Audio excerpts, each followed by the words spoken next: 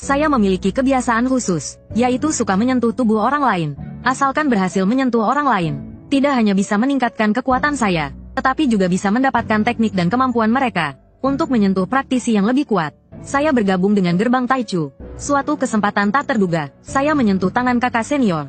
Ini tidak hanya meningkatkan kekuatan saya secara pesat, tetapi juga memberikan saya sebuah buku berjudul Hal-hal yang perlu diperhatikan saat berpakaian pria sebagai wanita. Melihat kakak senior yang tampan dan penuh misteri, saya tiba-tiba mengerti sesuatu. Kakak senior, kamu wangi sekali.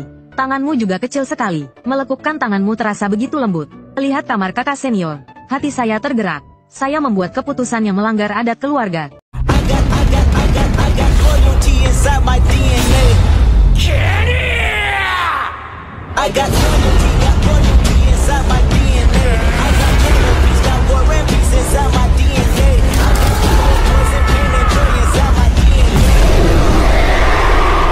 Saat itu saya sedang meraba nadi di kota. Tuan, saya sakit apa ya? Anda sudah memeriksa hampir 1 jam. Apakah sudah ada diagnosa? Mendengar hal itu, saya menghela napas. Nyonya, penyakit Anda cukup sulit diobati. Lalu, menurut Anda, bagaimana sebaiknya saya mengobatinya? Wanita berbaju ungu itu berkedip. Jari-jari yang lentik seperti daun bawang menggenggam tangan saya. Bahkan dia menggaruk-garuk telapak tangan saya dengan lembut. Melihat itu, saya mengernyit. Dengan wajah serius, saya membalas menggenggam tangannya. Nyonya, penyakit Anda memerlukan perawatan jangka panjang. Begini saja, malam nanti saya akan datang ke rumah Anda. Akan saya lakukan pemeriksaan lebih mendalam. Baik, Tuan, saya akan menunggu kedatangan Anda malam nanti. Wanita itu melemparkan pandangan genit dan berdiri. Akhirnya, dia pergi dengan enggan. Saya mengangguk sambil tersenyum pada dirinya. Namun, sebenarnya saya sedang melihat panel saya. Kekuatan saya saat ini. Tahap ketiga Ki, 76% progres. Teknik yang saya pelajari. Seni dinding angin. Teknik penghindaran air. Del. Melihat itu, saya menggelengkan kepala dan tertegun. 2 jam menyentuh hanya meningkatkan kekuatan saya sebesar 0,5%. Berapa lama lagi saya harus menyentuh untuk mencapai terobosan? Sudah 2,5 tahun saya di dunia ini. Saya terbangun dengan sistem sentuh untuk menjadi kuat. Untuk melatih diri, saya menyamar sebagai tabib dan meraba nadi orang. Saya bahkan pernah menjadi bidan dan perawat menyusui. Lebih dari itu, saya pernah menjual daging dengan roti. Jika terus begini, saya rasa saya akan melanggar batasan diri sendiri. Hingga akhirnya saya menyentuh sesama jenis. Tapi saya tidak ingin jadi seperti itu. Kemudian saya merenung. Mungkin karena sebagian besar yang saya sentuh adalah orang biasa. Jadi kecepatan latihan saya semakin melambat. Atas dugaan ini, sebenarnya saya sudah punya cara untuk mengujinya. Yaitu dengan bergabung ke sekte kultivasi. Tapi sekte kultivasi itu sangat sulit ditemukan.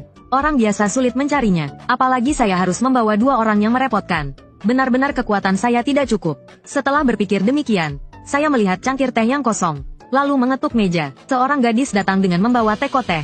Segera ia mengisi cangkir saya. Seorang pemuda di sisi lainnya mengeluarkan kaleng madu. Menuangkan madu ke dalam cangkir saya. Inilah 2 orang yang merepotkan saya. Kemudian saya menggelengkan kepala dan berkata, orang berikutnya. Begitu saya selesai berbicara, para wanita cantik langsung menyerbu dengan antusias. Mereka mengoceh tanpa henti. Tuan, dada saya sakit. Tolong cek dan lihat apa yang terjadi. Tuan, saya punya anggur. Makan anggur ini. Tuan, teh ini tidak bergizi. Minumlah susu. Tuan, makanlah abalon. Semua wanita itu menyerbu. Situasinya menjadi sangat kacau. Semua orang jangan berbuat gaduh. Satu persatu, saya membersihkan tenggorokan dan berdiri untuk menjaga ketertiban.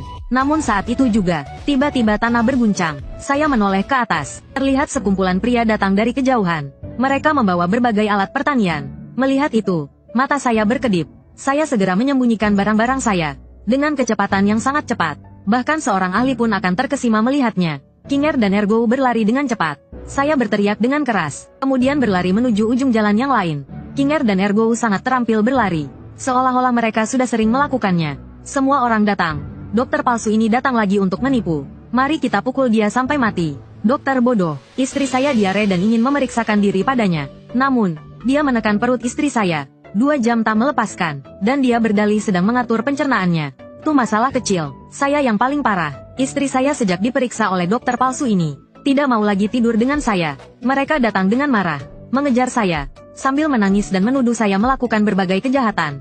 Saya awalnya sedang melarikan diri. Mendengar hal itu, saya berhenti mendadak. Ini fitnah semata. Anda bisa menghina saya, tapi tidak bisa menghina etika medis saya. Jika istri Anda tidak mau tidur dengan Anda, apa hubungannya dengan saya sebagai dokter? Geram sekali. Saya mengorbankan kesucian saya untuk memberi kenyamanan pada istri Anda. tapi malah dituduh seperti ini. Tuan, jangan berdebat dengan dia.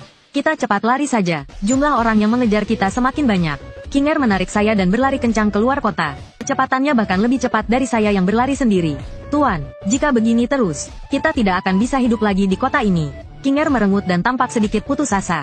Tidak masalah, tukar papan nama, pindah ke kota lain saja. Saya tersenyum santai, kemudian membalik papan nama yang bertuliskan ahli bedah wanita. Di belakangnya tertulis Dewa Penyembuh Dunia. Tuan, kita tidak bisa terus menipu seperti ini setiap hari. Apakah kita benar-benar bisa mencapai jalan besar? Ergo mengangkat kepala, matanya yang jernih dan bodoh menunjukkan kebingungan. Mendengar itu, saya langsung mengernyit. Ini bukanlah penipuan, ini jelas disebut sebagai melatih hati di dunia fana. Kamu masih memiliki level yang rendah.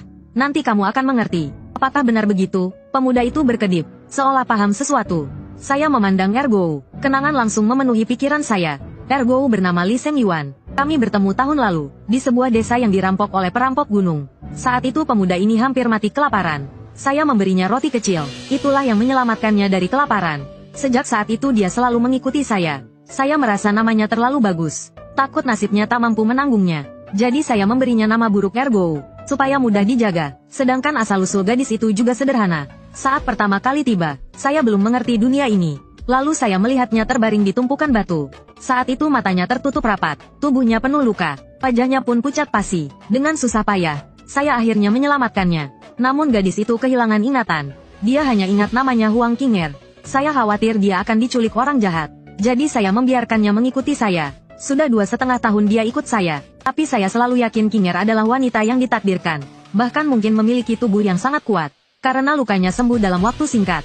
Bukan hanya kemampuan penyembuhannya yang luar biasa, dia juga sangat kuat.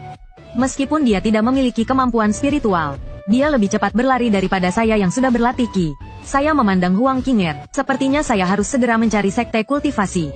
Hanya dengan itu saya bisa membuat King Er bersinar. Jika saya bisa membantu King Er memulai latihan spiritual, latihan saya di masa depan akan menjadi lebih mudah. Adapun tentang bakat Ergo, saya langsung mengabaikannya. Anak ini kurus dan kecil. Bagaimana mungkin dia memiliki bakat untuk berlatih? Selain matanya yang sedikit bersinar, dia tidak ada bedanya. Saat itu, saya tiba-tiba melihat kilatan cahaya merah melintas.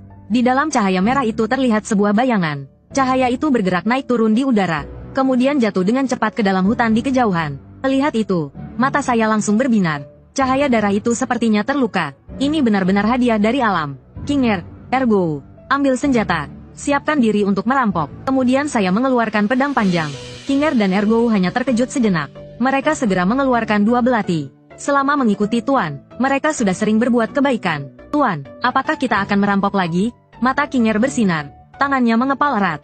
Terlihat sangat antusias. Melihat King Er yang penuh semangat, sudut bibir saya sedikit terangkat. Entah karena saya yang sudah terlalu banyak mempengaruhinya, atau karena memang dia sudah memiliki kecenderungan kekerasan. Setiap kali kita berbicara soal merampok, dia sangat senang. Hati-hati, situasinya kali ini berbeda. Lawannya adalah praktisi yang sangat kuat. Saya mengingatkan, lalu saya melangkah maju dengan hati-hati. Setengah jam kemudian, saya menemukan sebuah lubang hitam di hutan bambu. Tuan, apakah Anda merasa sangat dingin? Li Ergo bertanya sambil menggigil. King Er tampaknya tidak merasa aneh. Matanya yang besar berkedip di kegelapan. Dia menempelkan tubuhnya di belakang Tuan, dengan senyum puas dan bahagia di wajahnya. Namun perhatian saya sepenuhnya tertuju pada depan. Meskipun saya merasa ada yang aneh di belakang, saya tidak punya waktu untuk peduli. Ergo merasa dingin bukan karena malam yang larut, tapi karena hutan bambu ini memancarkan hawa dingin yang menyeramkan. Saat saya melihat cahaya darah itu, saya sudah merasa ada yang tidak beres. Siapa yang mengendalikan cahaya darah ini? Pikiran saya bergerak cepat. Akar dan tali itu masuk ke tanah, hilang tanpa jejak. Pada saat itu, saya mendengar suara keluhan dari dalam hutan bambu. Ada seseorang, jangan takut. Saya bukan orang jahat. Saya adalah Long Elder dari gerbang Taichu. Saya diserang oleh iblis saat menjalankan tugas. Sekarang saya terluka parah dan membutuhkan obat penyembuh. Jika kalian bisa memberikannya pada saya, Tang akan memberikan imbalan besar di kemudian hari. Suara meskipun lemah, namun kata-katanya penuh dengan ketulusan. Saya mencatat nama gerbang Taichu dalam hati. Namun saya tidak terpengaruh oleh kata-katanya. Kamu bukan orang baik. Saya bahkan bilang saya tidak makan daging sapi. Orang ini hanya dari namanya sudah tidak terlihat baik. Sepertinya kalian juga tidak punya obat penyembuh. Maka saya masih punya satu permintaan sebelum mati. Apakah kalian bisa memenuhi permintaan saya? Lihatlah saya, seorang praktisi tahap penyatuan, memiliki kekuatan yang luar biasa. Namun tak ada yang mewarisinya. Sekarang saya hanya ingin mencari seorang murid, agar usaha saya selama berabad-abad tidak sia-sia. Apakah ada di antara kalian yang ingin mewarisi kesempatan ini? Namun, dia tidak mendapat tanggapan apapun. Tang sangat bingung. Dia sudah dalam kondisi yang begitu parah.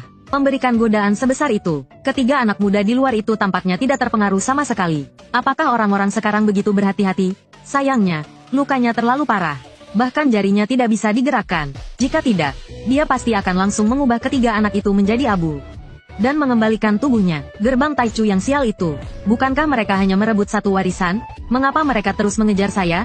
Dan si sialan Lu Qingjun itu. Jika bukan karena pukulan itu, saya tidak akan terluka parah seperti ini. Mengingat ini, Tang mengutuk dengan marah dalam hati. Gigi belakangnya terkatup erat. Dia tidak bisa menerima nasib ini.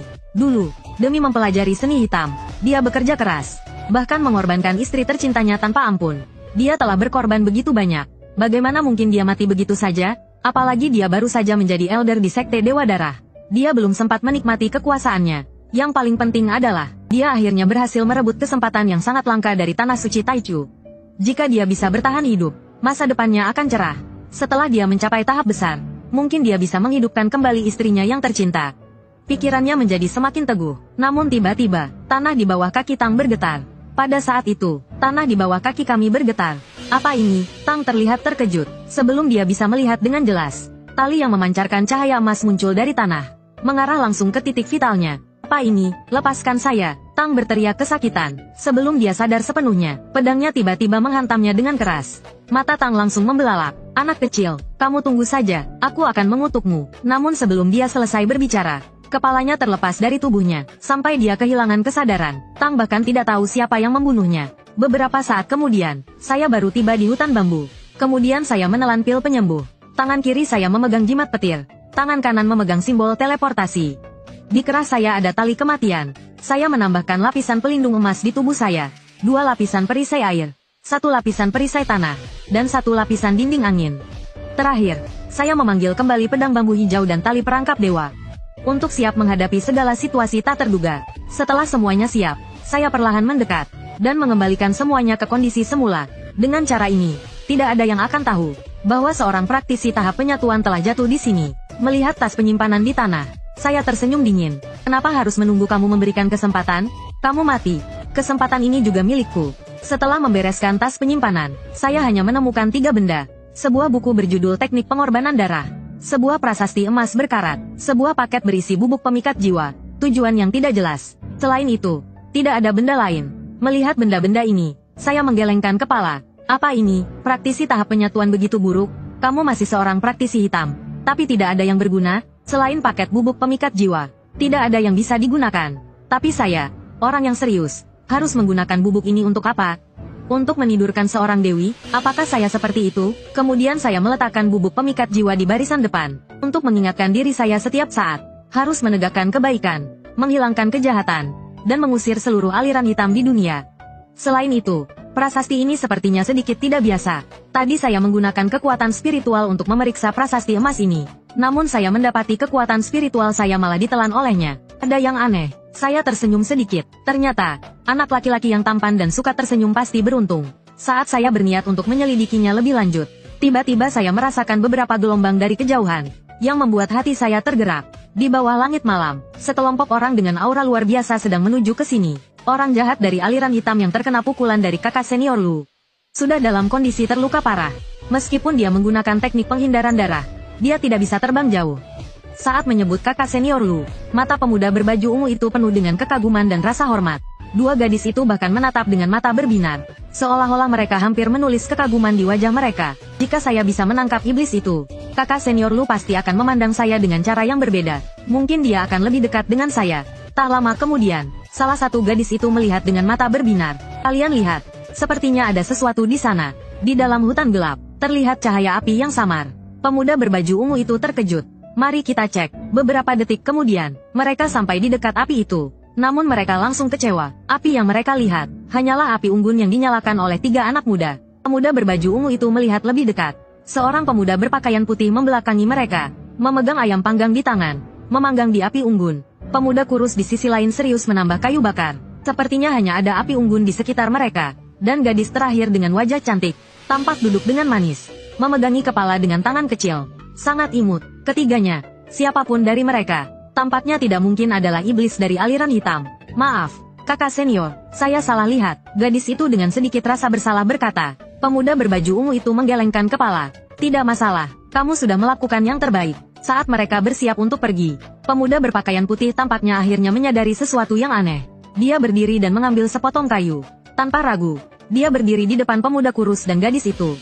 Tampaknya siap melindungi mereka dengan nyawanya. Mata pemuda berbaju ungu itu menunjukkan kekaguman. Dia tidak menyangka akan bertemu pemuda secantik ini. Di luar hutan ini, yang juga berani melindungi temannya. Keberanian dan karakternya luar biasa. Jika dia memiliki bakat dalam latihan, pasti akan menjadi murid yang sangat baik. Jika dia memiliki bakat dalam latihan, pasti akan menjadi murid yang sangat baik. Pemuda berbaju ungu itu tersenyum sedikit dan berkata dengan lembut, "Adik kecil, jangan takut. Kami adalah murid-murid gerbang Taichu. Kami datang untuk membasmi iblis. Apakah kamu melihat cahaya darah yang terbang di langit?" Namun pemuda itu tidak juga menurunkan kewaspadaannya. Tidak hanya tidak menjawab pertanyaannya, dia malah mundur sambil melindungi temannya. Mata pemuda berbaju ungu itu menunjukkan ketidakberdayaan dan kekaguman. Dia mengagumi kewaspadaan pemuda itu. Namun dia merasa sedih karena dirinya dianggap sebagai orang jahat. Kemudian dia berkata dengan lembut lagi, "Adik kecil, kami benar-benar bukan orang jahat." Pemuda berpakaian putih tetap diam, masih menggenggam kayu dengan erat. Dengan kata-kata kalian saja, siapa yang bisa tahu itu benar atau tidak? Pokoknya, tidak peduli kalian orang baik atau tidak. Jika kalian berani melukai mereka, kalian harus melewati tubuh saya terlebih dahulu. Mendengar itu, Li Ergou hanya bisa membalikkan mata. Dia tidak bisa menahan diri untuk tidak mencemooh. Jika benar-benar terjadi bahaya, sepertinya kamu adalah orang pertama yang akan lari. Dia ingat pada musim gugur tahun lalu. Tuan menjejakkan kaki di bahunya, siap melompat melewati tembok dan berkencan dengan istri Tuan Wang di sebelah. Namun anjing di rumah Tuan Wang menemukannya. Tuan langsung lari, meninggalkan dia untuk melawan anjing itu seorang diri. Setelah itu, Tuan malah bilang itu adalah latihan bertarung. Li Ergou berpikir Tuan seharusnya dipanggil anjing besar, karena Tuan memang yang paling seperti anjing. Kemudian pemuda berbaju ungu mengeluarkan sebuah lencana. Ini adalah lencana gerbang Taichu. Sekarang kamu harus percaya, kan? Cepat beritahu kami. Apakah kamu melihat cahaya darah? Setelah mengeluarkan lencana, kewaspadaan pemuda itu sedikit berkurang. Sepertinya saya melihat cahaya darah. Sepertinya ke sana. Atau mungkin ke sini. Saya tidak ingat dengan jelas. Saya mengangkat tangan. Kadang menunjuk ke kanan. Kadang ke kiri. Tampak bingung dan ragu. Mata pemuda berbaju ungu itu terfokus. Adik kecil, coba ingat lagi. Pemilik cahaya darah itu adalah seorang iblis. Jika kamu bisa memberikan informasi yang berguna, kami bisa memberimu kesempatan sebagai imbalan. Saya berpura-pura berpikir sejenak dan kemudian berkata dengan murah hati. Begini saja, kenapa tidak ada yang mengantar saya dengan pedang terbang? Biar saya bisa melihat dari atas. Ini akan lebih mudah untuk mengidentifikasi. Pemuda berbaju ungu itu mengerutkan kening. Dia masih ragu-ragu, namun kedua gadis di belakangnya sudah mengangkat tangan. Biarkan saya lebih kuat. Menambah satu orang bukan masalah. Kedua gadis itu saling merekomendasikan diri. Melihat saya dengan tatapan seperti serigala lapar. Saya mengamatinya dengan serius. Yang di sebelah kanan lebih penuh. Tunggu, ini bukan saatnya untuk tergoda oleh pekerjaan saya. Saya menekan dorongan profesional saya dengan paksa. Kedua gadis ini, kalian harus segera memutuskan. Jika tidak, iblis itu akan pergi jauh dan kita tidak akan bisa mengejarnya. Kedua gadis itu saling bertukar pandang. Akhirnya, gadis yang sedikit lebih kuat berhasil memutuskan. Tuan, halo, nama saya Shen Yuewu. Siapkan dirimu. Saya akan mulai. Saya mengangguk dengan ekspresi sedikit malu. Baik, Dewi, tapi tolong pelan-pelan. Jika terlalu cepat, saya tidak akan mampu. Shen Yuewu tersenyum. Jangan khawatir, Tuan, saya akan menjaga keselamatanmu. Pemuda berbaju ungu mendengar percakapan mereka dan ekspresinya agak aneh. Dia merasa ada yang tidak beres, tapi tidak bisa menjelaskannya. Shen Yuewu memanggil pedang terbangnya. Dia membawa saya terbang ke langit. Dewi, pelan-pelan, saya benar-benar tidak bisa menahan diri. Saya berpura-pura cemas dan meraih bahunya. Tuan tidak perlu khawatir, pedang terbang ini sangat stabil. Tidak akan terjadi apa-apa. Mendengar itu, saya dengan kaku menoleh. Terlihat seperti sedang mencari arah. Namun sebenarnya saya sedang memeriksa panel saya. Tingkat kultivasi saya, lapisan Qi ketiga, 7% progres. Metode kultivasi yang sedang dipelajari, pedang Taichu, 20% progres. Melihat panel saya merasa senang. Ternyata benar, semakin kuat orang yang saya sentuh, semakin cepat proses peningkatan kekuatan saya. Dengan begitu, saya terus mencari selama 1/4 jam. Selamat, tingkat kultivasi berhasil menembus lapisan Qi ketiga. Tingkat kultivasi, lapisan Qi keempat, 1% progres. Ternyata, lebih cepat progresnya saat menyentuh Dewi. Jika bisa menyentuh Dewi dengan kultivasi yang lebih kuat, tentu saja progresnya seperti naik roket. Saat itu, Shen Yuewu mulai menunjukkan ekspresi cemas. Saya baru saja berkata, arah ini, bagus sekali. Sekarang kita kembali ke tanah. Wajah cantik Shen Yuewu terlihat senang. Segera kembali ke tanah. Meskipun dia masih berada di udara sedikit lebih lama, namun jika tidak segera bergerak, kemungkinan besar iblis itu akan melarikan diri. Setelah kembali ke tanah, saya dengan enggan menarik tangan saya kembali. Hanya dalam beberapa detik di tanah, progres kultivasi saya meningkat pesat. Kecepatan kultivasi ini benar-benar luar biasa. Jika dibandingkan dengan kecepatan sebelumnya, itu semua adalah masa-masa sulit. 3 kakak senior, saya sudah mengetahui arah lari iblis itu. Shen Yuewu berkata dengan antusias kepada pemuda berbaju ungu. Kemudian pemuda berbaju ungu mengeluarkan sebuah botol pil. Namun dia tidak menyangka, saya tidak mengambil pil itu. Sebaliknya berkata dengan serius, meskipun saya hanya seorang kultivator bebas, saya juga memiliki hati untuk membasmi iblis. Ini adalah tanggung jawab saya. Saya tidak pernah berniat meminta balasan. Pil ini tidak bisa saya terima. Pemuda berbaju ungu terkejut sejenak. Muncul rasa kagum di matanya. Ternyata saya tidak salah memilih orang. Pemuda ini tidak hanya berani, cerdas, setia, dan berbudi luhur, tapi juga sangat teguh memegang prinsip.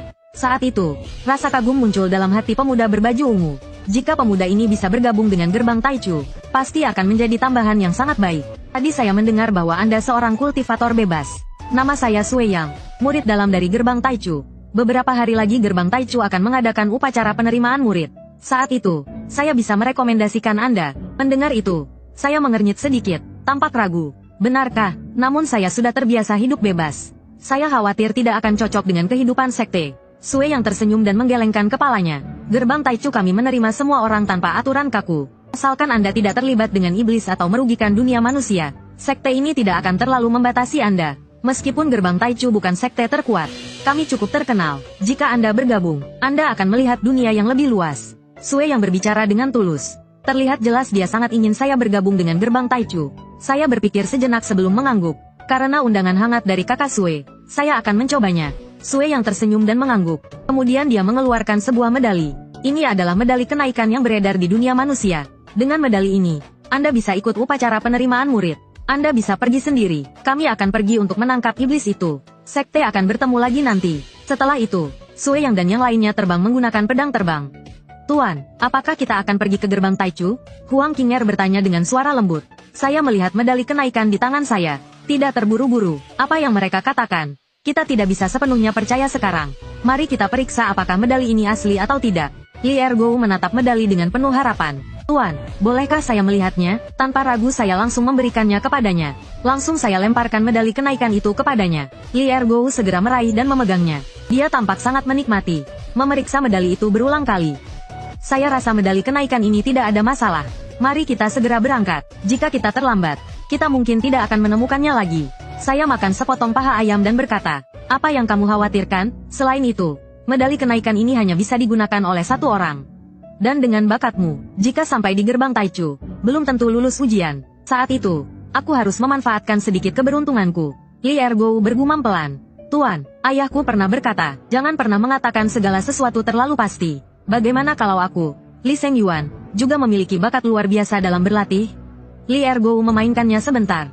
Baru kemudian dengan enggan dia melemparkan medali kenaikan itu ke saya. Saya menatap Li Ergo dengan tajam, sedikit ingin tertawa. Sepertinya saya harus mencari cara untuk mendapatkan lebih banyak medali kenaikan. Setidaknya saya perlu mendapatkan 3. Ketika saya bersiap untuk menyimpan medali itu, tiba-tiba saya melihat di kejauhan. Sebuah bayangan berkelebat cepat menuju ke sini. Sangat cepat, saya mengernyitkan dahi. Dalam sekejap, bayangan itu sudah sangat dekat. Itu adalah seorang pria tampan yang luar biasa. Seperti seorang dewa yang turun ke dunia manusia. Namun ada yang terasa tidak cocok. Yang aneh adalah alat terbang di bawah kakinya. Ternyata sebuah tongkat gigi serigala yang dipenuhi dengan duri tajam. Pria berambut perak berdiri di atas kekosongan. Cahaya matahari menyapu ketiga orang dan jatuh ke arah saya. Lebih tepatnya jatuh ke ayam panggang yang saya pegang. Detik berikutnya, dia tiba-tiba mengulurkan tangannya. Berikan saya sepotong. Suara pria berambut perak itu membuat orang merasa akrab. Namun kata-katanya membuat statusnya turun dengan drastis. Aura dewa itu hancur berantakan. Saya melihat ayam panggang di tangan saya.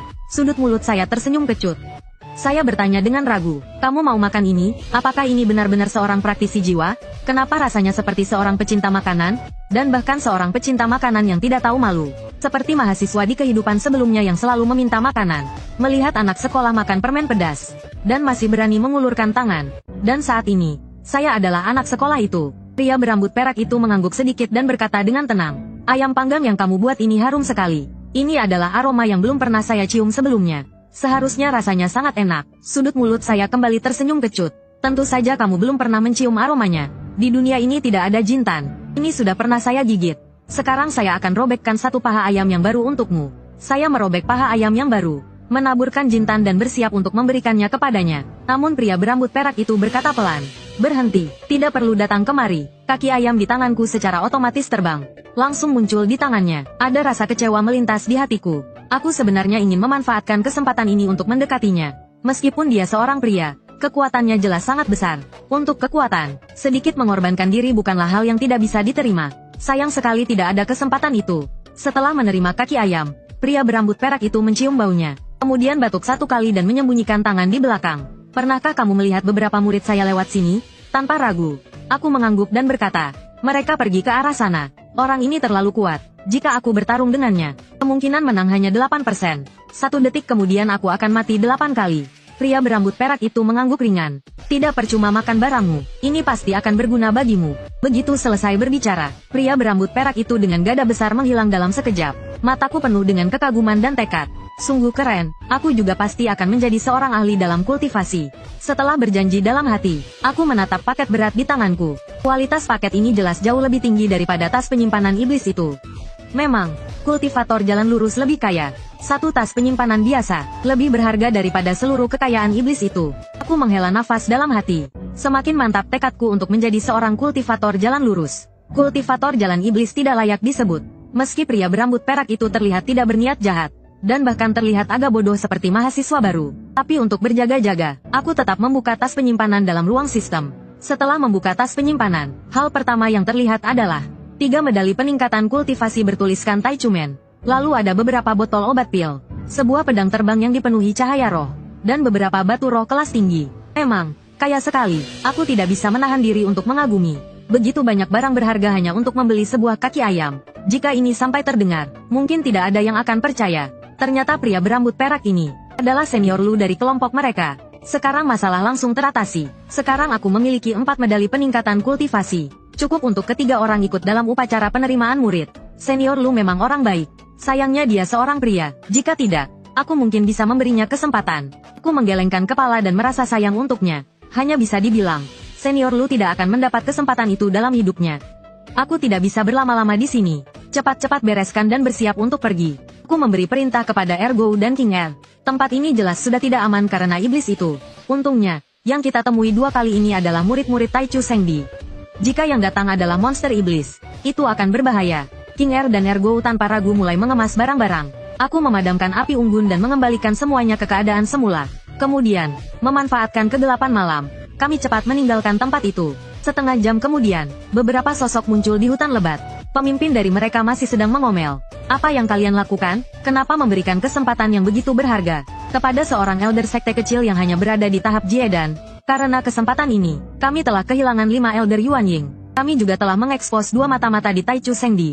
Jika kita tidak bisa menemukan Tangsang, aku akan memasukkan kalian semua ke dalam gua darah untuk Wei Gei Suemo. Wei Suemo could refer to feeding to blood demons." Mendengar kata gubuk darah, mereka segera menjamin, "Wakil pemimpin, ampun, kami akan segera menemukan Tangsang." Suka dengan cerita ini? Jangan lupa klik tombol like, komen, share dan subscribe. Nantikan cerita seru lainnya. Terima kasih.